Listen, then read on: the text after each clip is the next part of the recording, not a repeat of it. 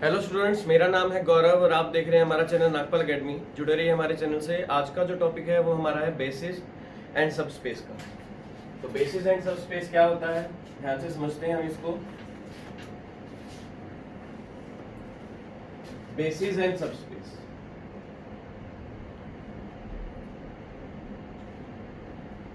Basis and subspace से पहले एक टॉपिक आता है जिसका नाम है लीनियर कॉम्बिनेशन।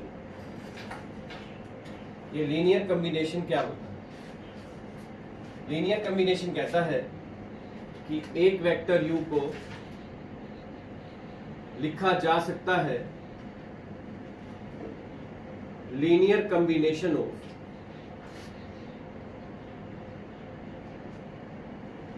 बाकी सभी वेक्टर के, कि एक वेक्टर u को बाकी सभी वेक्टर्स के लीनियर कॉम्बिनेशन के रूप में लिखा जा सकता है। जब u को लिखा जाएगा av1 plus bv2 plus cv3 लिखा जाएगा, और यहाँ पर a b और c की वैल्यू अगर डिफाइन आ जाती है तो u को v1 v2 v3 के लीनियर कॉम्बिनेशन के रूप में लिखा जा सकता है। लेकिन लीनियर कॉम्बिनेशन के बाद एक बारी आती है लीनियर इंडिपेंडेंट की। ये लीनियर इंडिपेंडेंट क्या होता है? What is the meaning of linear independent? A vector u, a vector set of vectors हैं v1 v2 v3 से लेकर vn। ये n वेक्टर्स देखे हैं। ये n वेक्टर्स लीनियर इंडिपेंडेंट हो जाते हैं। कब हो जाते हैं? जब a1 v1 plus a2 v2 up to an vn का सम 0 हो। अगर ये सारे के सारे स्केलर्स 0 हो जाते हैं तो ये लीनियर इंडिपेंडेंट हो जाते हैं। यहाँ पर ये जो v1, v2, v3 से लेकर vn है, ये वेक्टर स्पेस को बिलोंग करते हैं, और a1, a2, a3 से लेकर an स्केलर हैं जो फील्ड को बिलोंग करते हैं। मतलब अगर फील्ड वाले एलिमेंट अगर 0 हो जाते हैं तो लीनियर इंडिपेंडेंट हो जाते हैं। लेकिन एक होता है लीनियर डिपेंडेंट। लीनियर डिपेंडेंट क्या होता है? What is the meaning of linear dependent? Set of vectors, कौन से set of vectors? v1, v2, v3 से लेकर vn। ये set of vectors linear dependent हो जाएंगे जब इनके लीनियर कॉम्बिनेशन का सम अगर 0 हो और कम से कम एक स्केलर ऐसा हो ar जो नॉट इक्वल टू 0। ये r की वैल्यू 1 से लेकर n तक के बीच में कुछ भी हो सकती है। अगर कम से कम एक स्केलर ऐसा जो नॉट इक्वल टू 0 है तो लीनियर डिपेंडेंट, और अगर सारे के सारे स्केलर 0 है तो लीनियर इंडिपेंडेंट। और लीनियर कॉम्बिनेशन का मतलब एक वेक्टर u को v1 v2 v3 के लीनियर कॉम्बिनेशन के रूप में लिख सकते हैं जब u is equal to av1 plus bv2 plus cv3 लिखा जाए। ये चीजें होती। अब क्वेश्चंस करते हैं इसके बेस पे। कैसे? कहता है express the vectors, express the vectors. v दे रखा है अपने को 1 माइनस 2 5। इस v को v1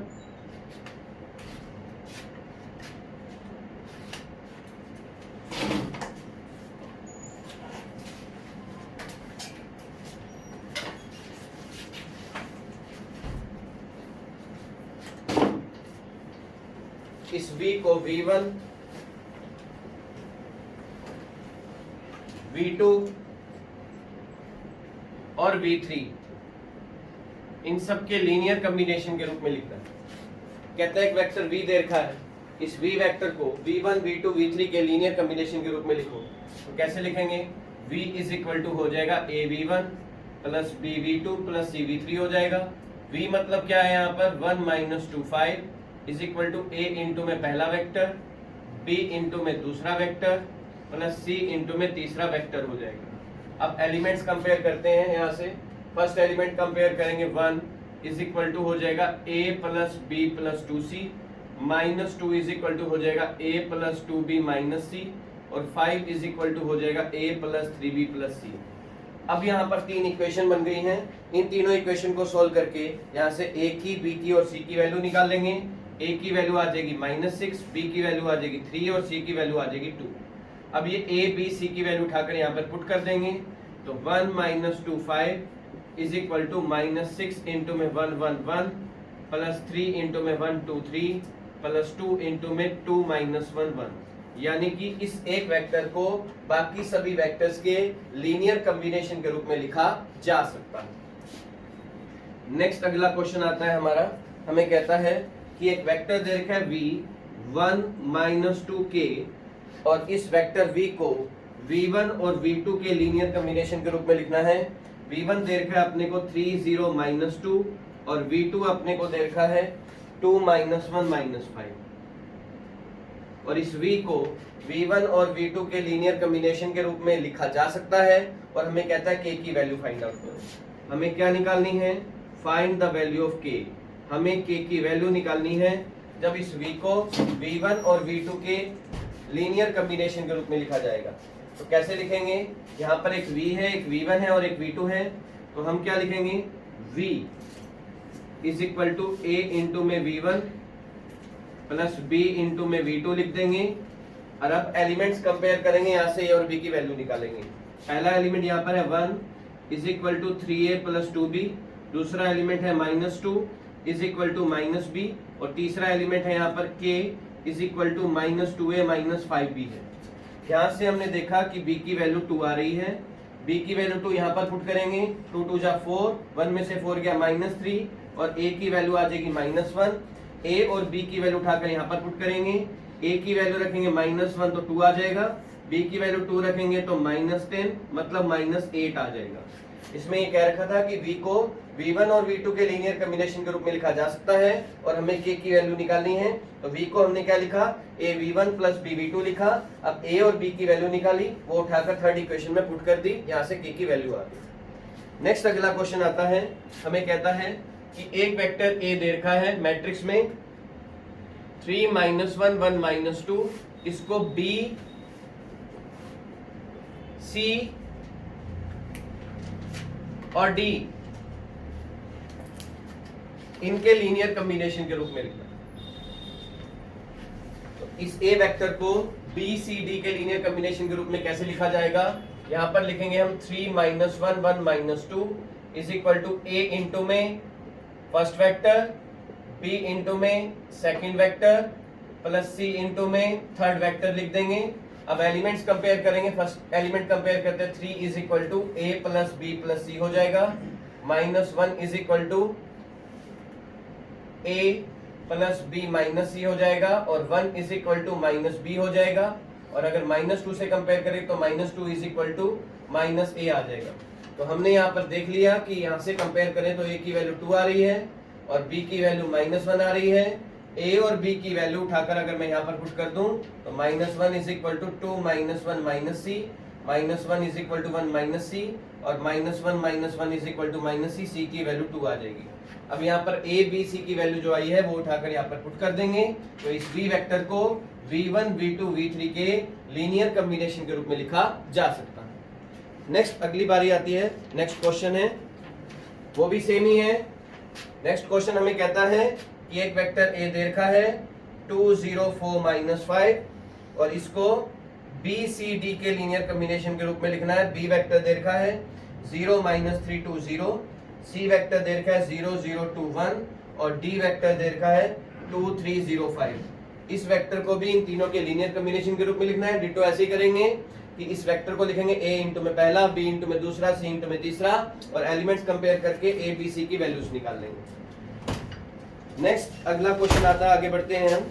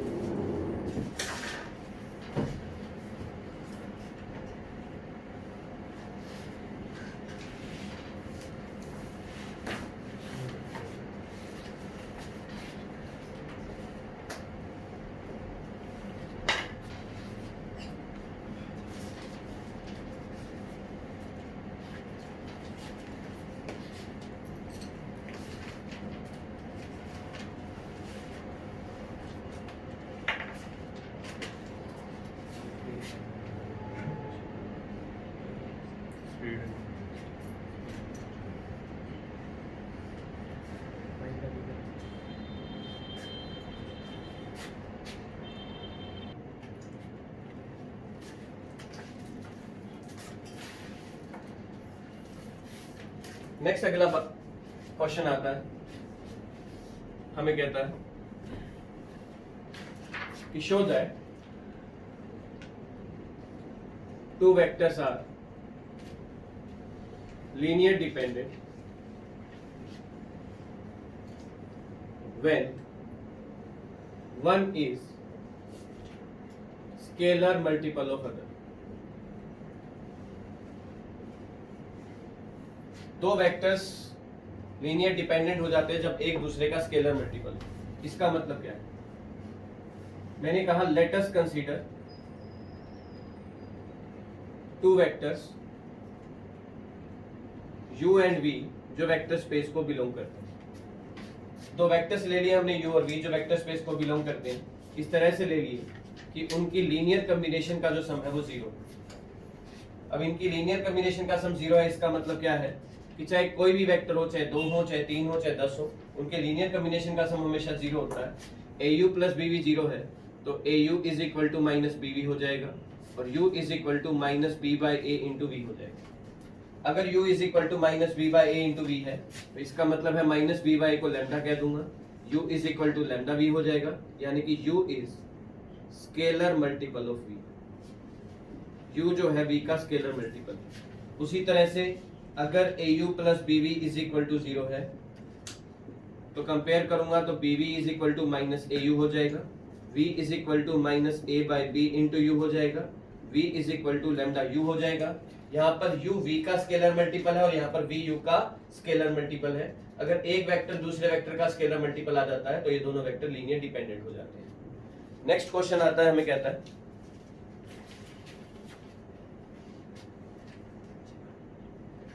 तीन वेक्टर्स दे रखे हैं 1 2 0 0 3 1 माइनस 1 0 1। हमें चेक करना है कि ये लीनियर इंडिपेंडेंट है या लीनियर डिपेंडेंट है।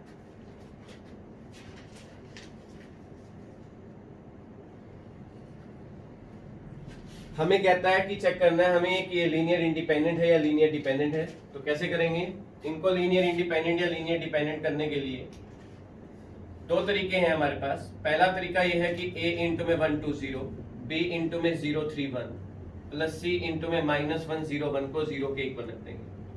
अब एलिमेंट्स कंपेयर करेंगे। यहाँ से फर्स्ट एलिमेंट कंपेयर करेंगे a minus c, second element compare करेंगे 2a प्लस 3b और थर्ड एलिमेंट कंपेयर करेंगे तो b plus c is equal to 0 आ जाएगा। और अगर ये 0 आ जाता है तो a minus c is equal to 0, 2a plus 3b is equal to 0, b plus c is equal to 0। इनको कंपेयर करेंगे, सोल्व करेंगे तो a की वैल्यू 0, b की वैल्यू 0, c की वैल्यू 0 आ जाएगी। तो ये लीनियर इंडिपेंडेंट हो जाएगी। लेकिन कभी भी तीन वेक्टर्स दे रखे हो और एक वेक्टर में तीन एलिमेंट हो तो उस क्वेश्चन को ऐसे भी कर सकते हैं कि उठा के इनको मैट्रिक्स में लिख देंगे 1 2 0 0 3 1 1 0 1 लिख देंगे, माइनस 1 0 1 लिख देंगे। और अब हम इसको क्या करेंगे, इसका डिटरमिनेंट निकालेंगे।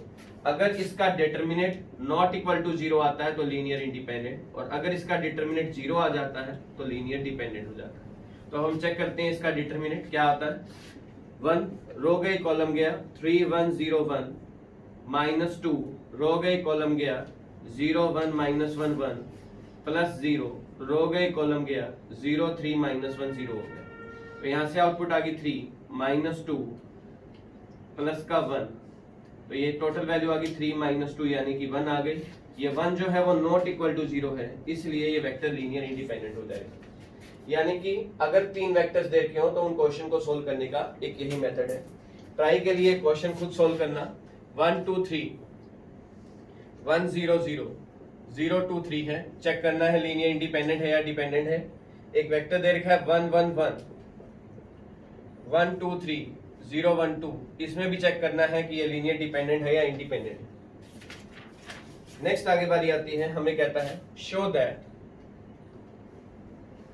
The set u plus v v plus w w plus u ये लीनियर इंडिपेंडेंट होगा। अब हमें शो करना है ये तीन वेक्टर लीनियर इंडिपेंडेंट होंगे। कैसे करना है इनको प्रूव?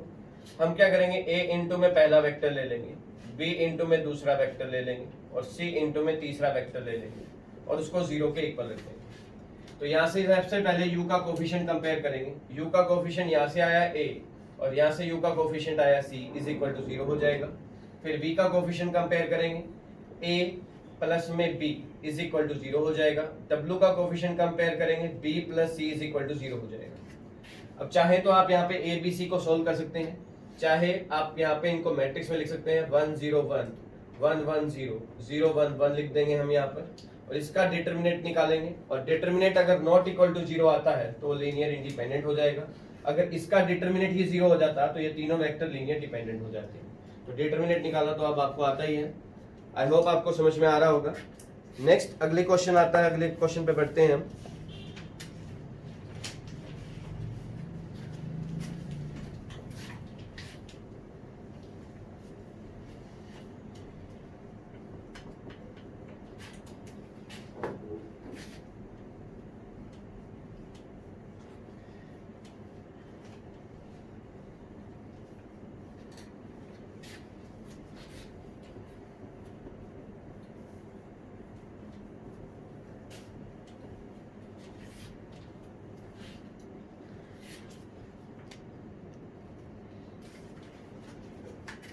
नेक्स्ट अगला क्वेश्चन आता है,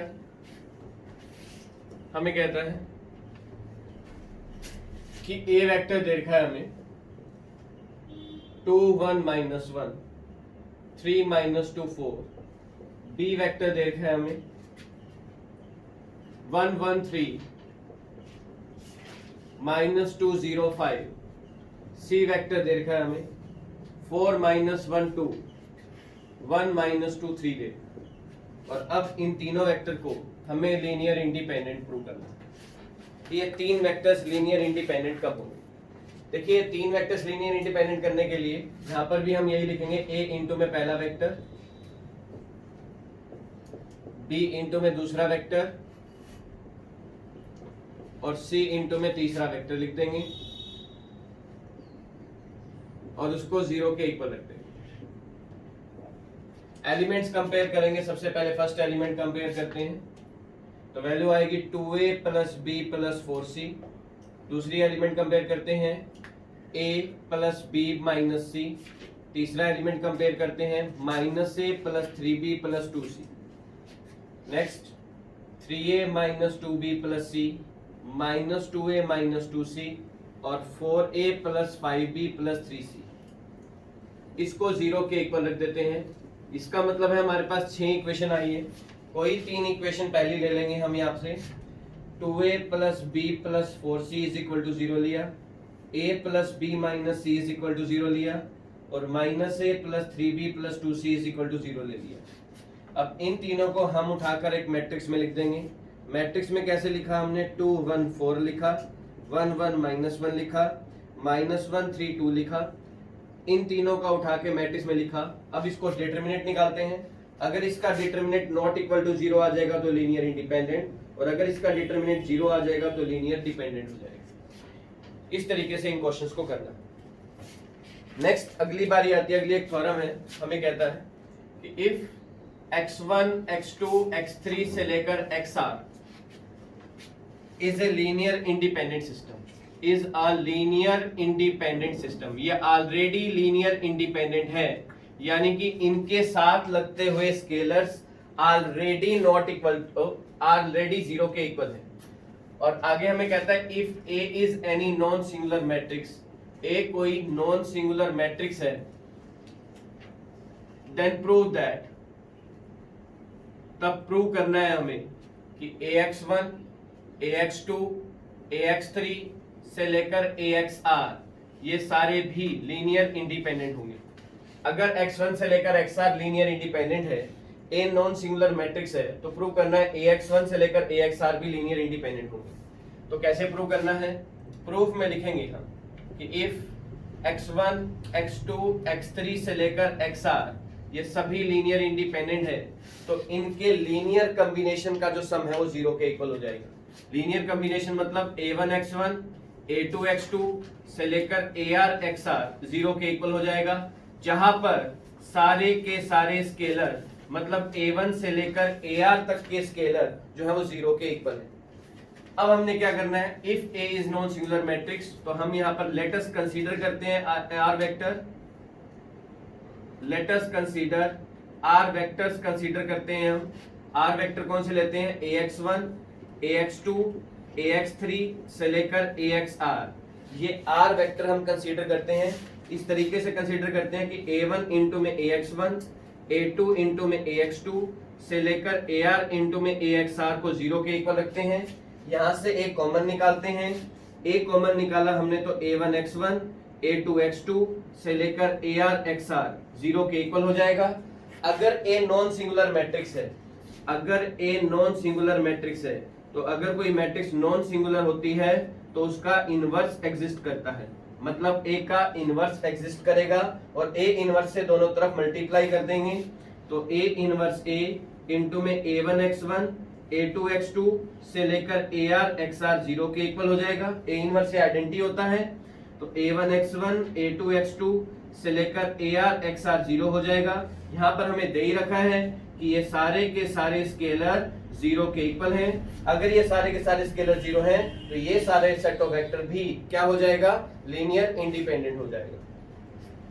नेक्स्ट अगली बारी आती है, हमें कहता है कि हमें 4 वेक्टर दे रखे हैं 1 1 2 4, 2 -1 -5 2, 1 -1 -4 0 और 2 1 1 6 दे रखे हैं।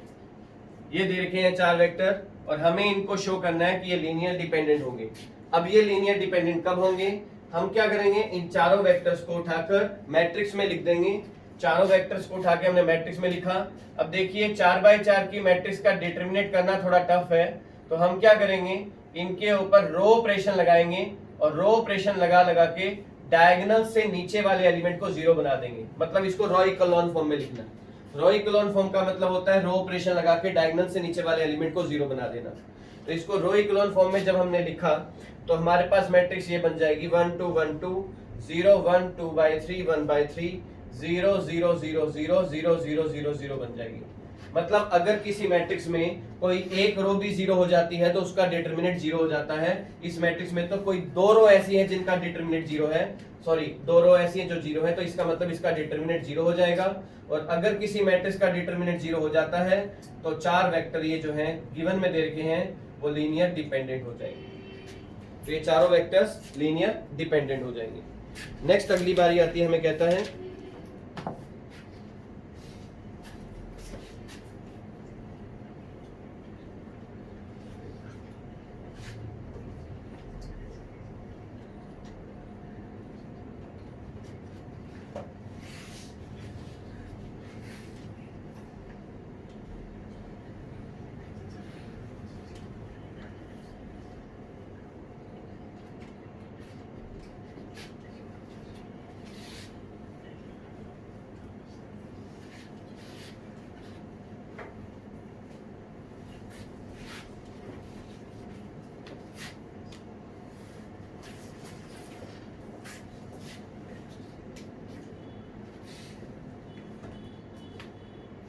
नेक्स्ट हमें कहता है शो दैट द सेट, एक सेट दे रखा है x³ - x + 1, x³ + 2x + 1 और x + 1, ये सेट दे रखा है और इसको हमें लीनियर इंडिपेंडेंट प्रूव करना है। तो ये सेट लीनियर इंडिपेंडेंट कैसे होगा, यही समझना है हमें कि एक सेट लीनियर इंडिपेंडेंट कब होगा। लीनियर इंडिपेंडेंट को करने के लिए हम क्या करते हैं, A इंटू में फर्स्ट वेक्टर, B इंटू में सेकंड वेक्टर और C इंटू में तीसरा वेक्टर को 0 के इक्वल रख देते हैं। अब एलिमेंट्स कंपेयर करेंगे। x³ का कोफिशिएंट कौन है यहाँ पर, A + B = 0। x² का यहाँ पर है नहीं, x का कोफिशिएंट देखेंगे -A + 2B + C = 0 और कांस्टेंट कंपेयर करेंगे A + B + C = 0। चाहे आप इनको ABC को सोल्व करो या आपको एक काम करना है, उठा के इसको मैट्रिक्स में लिखना है, इसका डिटरमिनेंट निकालना है, वो नॉट इक्वल टू 0 आएगा तो ये लीनियर इंडिपेंडेंट हो जाएगा। हेंस प्रूव्ड हो जाएगा। इसके बेस पे कुछ थ्योरम्स आती हैं और थ्योरम्स कहती हैं हमें कि शो दैट या prove that subset of a linear independent set is linear independent।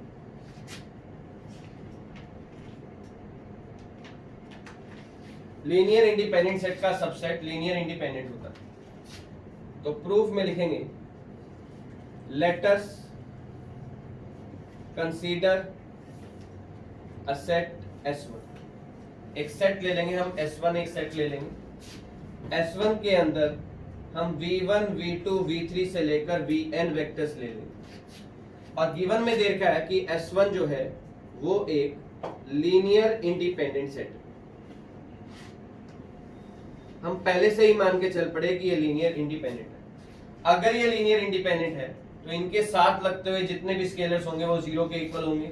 मतलब A1 V1 plus A2 V2 plus A3 V3 से लेकर AN VN का सम जीरो होगा, जहां पर सारे के सारे स्केलर जीरो के इक्वल है।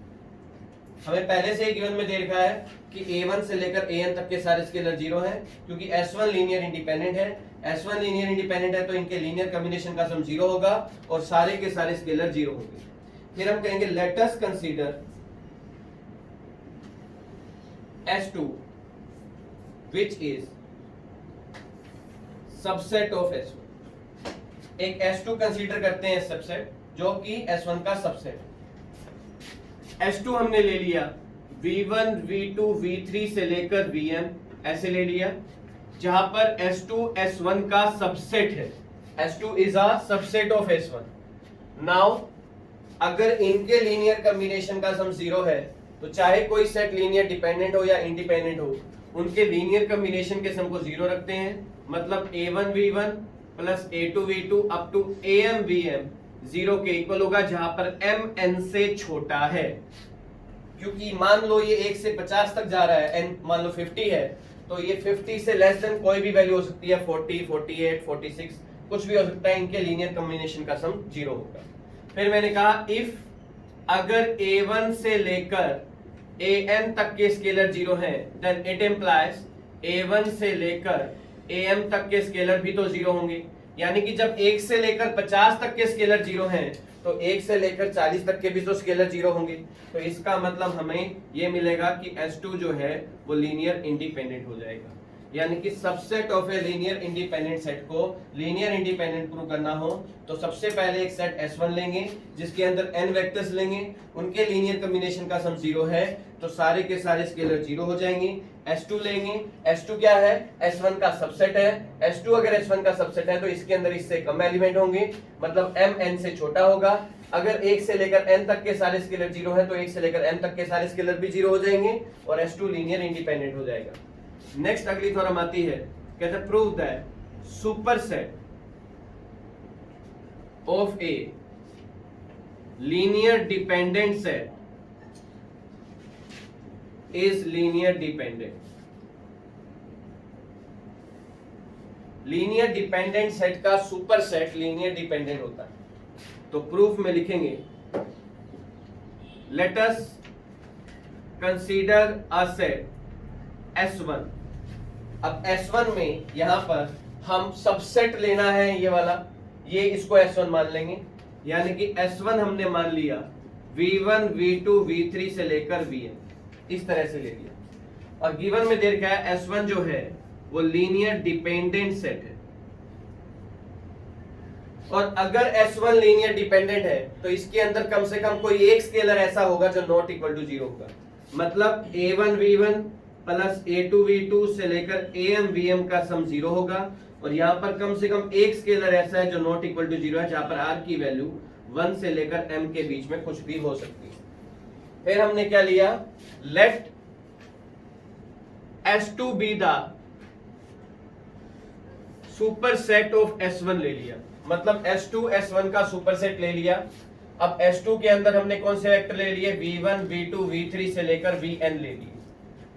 यहां पर m n से छोटा है, फिर मैंने कहा अगर एक स्केलर ऐसा आ जाता है जो नॉट इक्वल टू 0 हो, जहां पर r की वैल्यू 1 से m के बीच में हो और m n से छोटा है, तो r की वैल्यू 1 से लेकर n के बीच में हो जाएगी। यानी कि अगर वहां पर कम से कम एक स्केलर ऐसा आ रहा है जो नॉट इक्वल टू 0 है, तो यहां पर भी एक स्केलर ऐसा आएगा जो नॉट इक्वल टू 0 हो जाएगा। तो उस केस में S2 जो है वो लीनियर डिपेंडेंट हो जाएगा। तो हेंस प्रूव्ड हो गया हमारा कि लीनियर डिपेंडेंट सेट का सुपर सेट लीनियर डिपेंडेंट होता है और लीनियर इंडिपेंडेंट सेट का सबसेट लीनियर इंडिपेंडेंट होता है। नेक्स्ट थ्योरम पे बढ़ते हैं हम।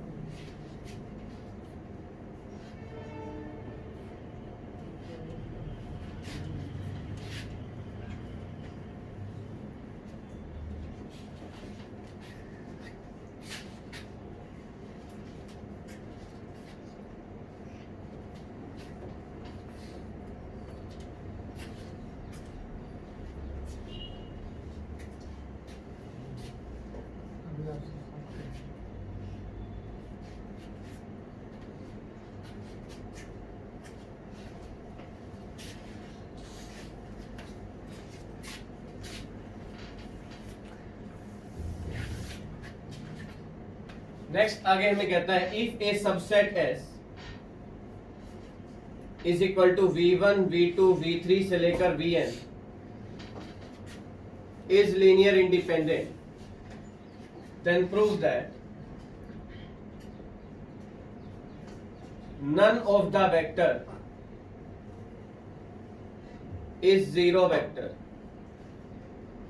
कोई भी वेक्टर जीरो वेक्टर नहीं, हमें ये प्रूव करना है।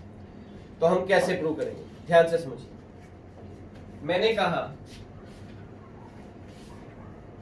कि let S is equal to ले लिया V1 V2 V3 से लेकर Vn, ये लीनियर इंडिपेंडेंट है।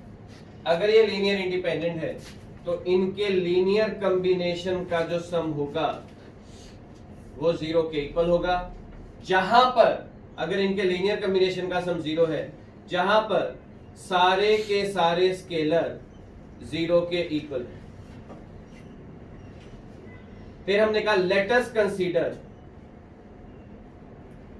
अ वेक्टर VR जो नॉट इक्वल टू 0 है, जहां पर r की वैल्यू 1 से n के बीच में। मतलब V1 से लेकर Vn तक के वेक्टर्स में एक वेक्टर ऐसा ले लिया VR जो नॉट इक्वल टू 0 है। हमने मान लिया कि कम से कम एक वेक्टर ऐसा एग्जिस्ट कर जाता है जो नॉट इक्वल टू 0, अपोजिट मान लिया। फिर मैंने कहा अगर VR नॉट इक्वल टू 0 है तो इनके लीनियर कॉम्बिनेशन का सम 0 कब होगा? देखिए 0 इंटू नॉन 0 0 होता है। अगर दोनों ही 0 हो गए तो इनडिटरमिनेट फॉर्म होती है। VR अगर नॉट इक्वल टू 0 है तो AR 0 के इक्वल होगा, और अगर AR 0 के इक्वल है, हमने प्रूव करना है none of the vector is 0 vector. तो हमने मान लिया कि एक वेक्टर ऐसा है VR जो 0 के इक्वल है। अगर VR 0 के इक्वल है तो वहां पर एक स्केलर ऐसा लाई करेगा जो नॉट इक्वल टू 0 है, और अगर कोई स्केलर ऐसा आ जाता है जो नॉट इक्वल टू 0 है, जहां पर r की वैल्यू 1 से n के बीच में हो, तो ये पूरा का पूरा सेट क्या हो जाएगा? लीनियर डिपेंडेंट हो जाएगा। लेकिन गिवन में देर का है कि S क्या है? लीनियर इंडिपेंडेंट है। हम कहेंगे लेकिन गिवन में देर का है कि S जो है वो लीनियर इंडिपेंडेंट है, hence our assumption is wrong. इसलिए हमारी अजम्पशन रॉन्ग हो जाएगी, और अगर हमारी अजम्पशन रॉन्ग हो जाती है तो इसका मतलब ये है कि none of the vector is 0 vector, कोई भी वेक्टर 0 वेक्टर नहीं है।